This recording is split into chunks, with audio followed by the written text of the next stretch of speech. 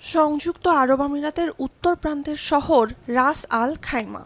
মরু, পাহাড় আর সমুদ্র সৈকতের মিশেলে নয়নাভিরাম এ শহরের শান্ত জলরাশিতে নৌকা নিয়ে ঘুরে বেড়ানো দারুণ পছন্দ দর্শনার্থী আর পর্যটকদের।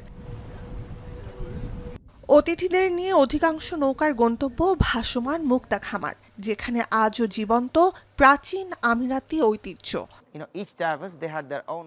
সমুদ্রপৃষ্ঠের নিচেই জালে আটকে থাকা ঝিনুক আর তার ভেতরে মুক্তা। মুক্তা সংগ্রহের আগ পর্যন্ত কয়েক মাস ব্যাপী চাষের প্রক্রিয়া, বিভিন্ন ধাপ আর অতীতের চর্চা ছেড়ে মুক্তা চাষের গোড়াপত্তনের ইতিহাস অতিথিদের সামনে এসব বর্ণনায় তুলে ধরেন tour গাইডরা। We explained the history and how we do the farming, and back in days Emiratis how they used to survive on the pearl diving.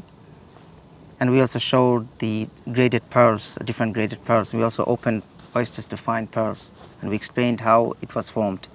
১০০ বছরের বেশি সময় আগে পারস্য উপসাগরের ঝকঝকে নীল পানির ৪০ মিটার গভীরে ডুব দিতেন জেলেরা। বর্তমান সংযুক্ত আরব আমিরাত, কুয়েত ও বাহরাইনের তীর জুড়ে চলত মুক্তা খোঁজার কাজ। সে সময় উপকূলের মানুষের আয়ের প্রধান উৎস ছিল এটি। খাতটি বড় ধাক্কা খায় ১৯ শতকের শুরুর দিকে, যখন নিখুঁত গোলাকার মুক্তা চাষের পদ্ধতি আবিষ্কার করে জাপান।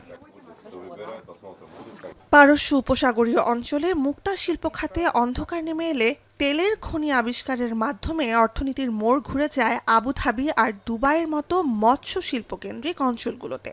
শুরু হয় ইস্পাত আর কাঁচ কেন্দ্রিক বাণিজ্য। তবে জীবিকার প্রাচীন উৎসকে ভুলে যাননি স্থানীয়রা। ঝিনুকের ভেতরে সিরামিক বল ঢুকিয়ে শুরু হয় কৃত্রিম মুক্তা চাষ। ঝিনুকের নরম মাংসল অংশ সেই সিরামিক বল এক ধরনের চকচকে রঙিন রেশমি আস্তরে ঢেকে দিত, যেটি পরিচিত মাদার অফ পার্ল নামে। Pearl diving and the camel farming were the major source of income for Emiratis. But the 1940 was the last year of diving. After 1940 there was no diving.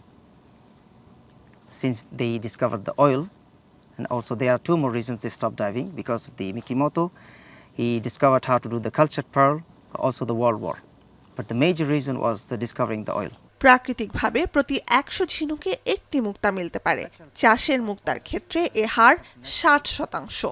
দুষ্প্রাপ্যতার কারণে প্রাকৃতিকভাবে জন্ম নেওয়া মুক্তার দাম হাজার হাজার থেকে কয়েক লাখ ডলারেও বিক্রি হয়ে থাকে। বিপরীতে বেশ সহজলভ্য বলে আকার, আকৃতি আর ঔজ্জ্বল্য ভেদে চাষের মুক্তার দাম মাত্র কয়েকশো থেকে কয়েক হাজার dollar. To see the difference. Nuzhat Kamal, এখন বিশ্ব।